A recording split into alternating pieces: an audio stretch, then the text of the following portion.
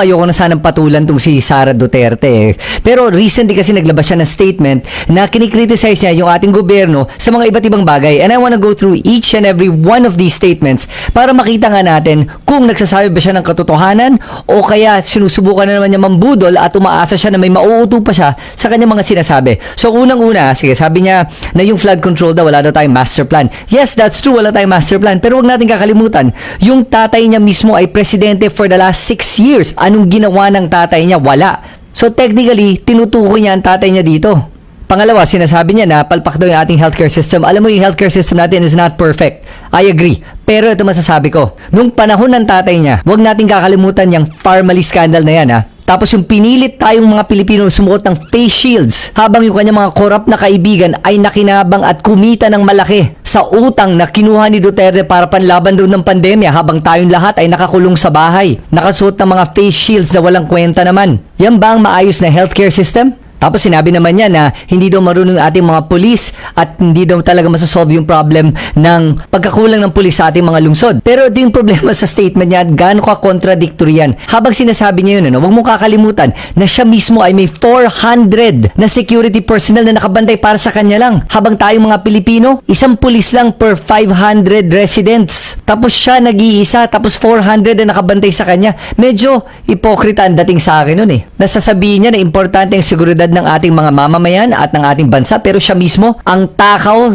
sa security detail. Tapos yung binawasan ng 75, sasabihin niya na napapanganib na daw ang buhay niya dahil nabawasan ng 75. Alam mo, kung di ka kayang protektahan ng kahit 300 na security personnel, ibig sabihin nun, palpak lang talaga sila. Dahil grabe yung meron mo, isang private army. Habang ang mga ordinaryong Pilipino ay wala man lang nakabantay sa kanila at sa kanilang seguridad. O susunod, sabi niya, hindi daw tayo dapat pumapayag ng mga dayuhan ay sumasakop sa ating bansa. Sandali lang po, nung panahon ng tatay niya, wag nating kakalimutan at hanggang ngayon nakikita natin to. Pumasok ang mga dayuhan, mga foreigners, mga mainland Chinese sa ating bansa. Pumasok ang mga pogos, inabuso ang ating mga mamamayan. Tapos pinayagan ni Duterte na ang mainland China ay magkaroon ng mga military bases sa loob ng ating economic zone. At hindi lang yun, wag nating kakalimutan na nakapagland ang isang military plane sa Davao at pati isang Chinese military ship ay nakapag-dock sa Davao. Tapos sasabihin niya na hindi pwede magkaroon ng mga dayuhan na magkaroon ng impluensya sa ating bansa. Iyon nga ang ginawa ng tatay niya eh. Buti nga ngayon, dinedepensahan na yung ating West Philippine Sea. Ay, anong ginawa nung tatay niya, ha? Kinonbinse tayong lahat na maging duwag. Na hindi daw natin kayang labanan ng China kaya manahimik na lang tayo, shut up na lang daw. Yun ang gusto nila palagi eh. Manahimik na lang tayo pero hindi na pwede yun eh. Tapos ngayon sinasabi naman niya na may problema sa edukasyon. Huwag natin kalimutan siya yung dating education secretary at anong ginawa niya doon? Wala. Imbis na tutukan ng edukasyon, tinutukan niya ay mag-red tag ng mga guro natin. Tapos sa lahat-lahat ng mga issue na hinaharap ng ating bansa from Pogos, West Philippine Sea, nung nangyaring bagyo na Karina, na marami sa ating mga mamamayan na nangangailangan ng mga relief goods, nasan siya? Nasa ibang bansa para manood ng Taylor Swift concert.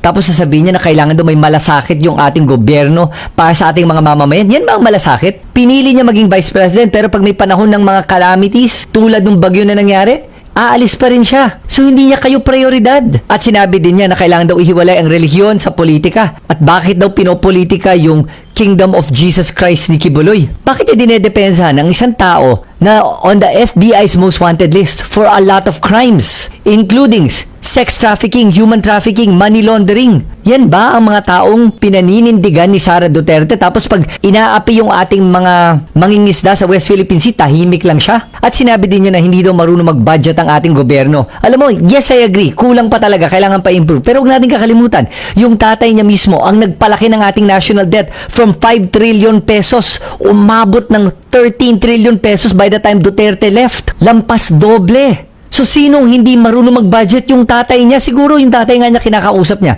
At siya mismo din at yung kapatid niya. Yung kapatid niya habang lahat tayo na sa pandemya nakakulong sa bahay, nakakuha ng 51 billion pesos para sa kanyang distrito. At si Sara Duterte, wag natin kakalimutan, gumastos ng 125 million pesos in 11 days. Tapos yung vice presidential budget, nung bago siya naging vice president, nasa 700 million lang yan. Ngayon, last year, naging 2.3 billion pesos, over 3 times the original budget of the vice president. Tapos ngayon, humingi siya ng 2 billion pesos. Yan ba ang isang tao na marunong mag-budget? Napalaki na lang ng palaki yung gastos, tapos ayaw niyang sabihin kung saan niya ginagastos ha. Gusto niya confidential funds palagi.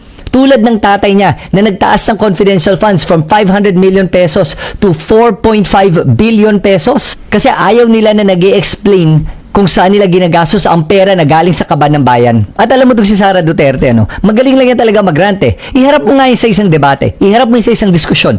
Iharap mo yan sa isang hearing. Tahimik lagi yan. Hindi makasalita ng maayos kasi hindi siya talaga marunong. Panay nonsense sinasabi niya at aminin na natin, nonsense talaga lahat ng sinasabi niya. At sa susunod na magbabanggit siya ng mga ayaw niya sa ating gobyerno, puntahan niya yung tatay niya, sabihin niya sa kanya. Kasi kung tutuusin, tatay niya ang gumawa ng mga lahat ng mga inaangal niya ngayon. Kaya sana po huwag na tayo magpapauto at magpapabudol sa mga tulad ni Sara Duterte at ang mga Duterte at ang mga kasabot nila. Dahil matagal na nilang ginagawa sa ating Pilipinas, tama na, sobra na. At buti naman, lumalaban na ang ating gobyerno sa mga talagang sumasakop sa ating bansa at sa mga traidor ng ating bansa.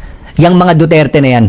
Yan ang mga tunay na traidor na hindi naman talaga nagmamahal ng mga Pilipino at ang minamahal lang nila ang sarili nila at ang Tsina. At yan ang katotohanan. Kayo, ano tingin nyo? Agree ba kayo sa mga sinasabi ko o disagree? Pakisulat lang lahat ng mga opinion nyo dito sa comment section sa ibaba. At baka may mga nakalimutan pa ako ibanggit, idagdag na lang nyo dito para mabasa ko rin yan.